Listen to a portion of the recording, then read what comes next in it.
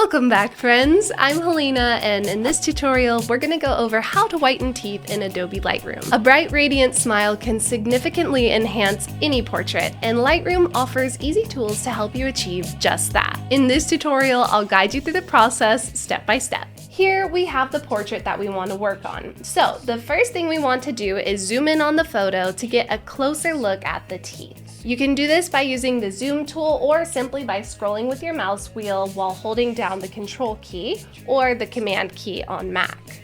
If we now go into the right-hand panel, you'll see the adjustment brush tool.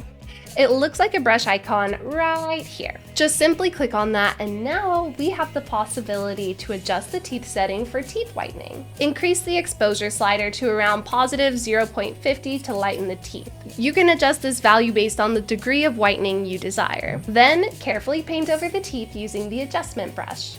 Make sure to cover all the areas of the teeth evenly. You can adjust the size of the brush using the bracket keys or by dragging the slider. If the whitening effect looks too strong or too unnatural, you can refine it by adjusting the brush settings or reducing the opacity of the adjustment brush. Or you can also use the eraser tool to remove any whitening effect from areas you don't want it, such as the lips or gums. Then, after whitening the teeth, you may need to make additional adjustments to the overall image to ensure a balanced look. So this could include adjusting the exposure, contrast, or color balance. Then, once you're satisfied with the results, zoom out and preview the image at full size. Make any final adjustments if necessary, and when you're ready, export the photo to save your changes.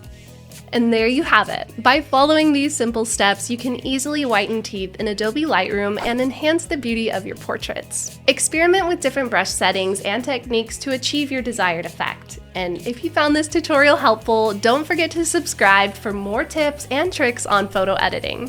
Leave a comment below to share your thoughts and let me know what other tutorials you'd like to see in the future.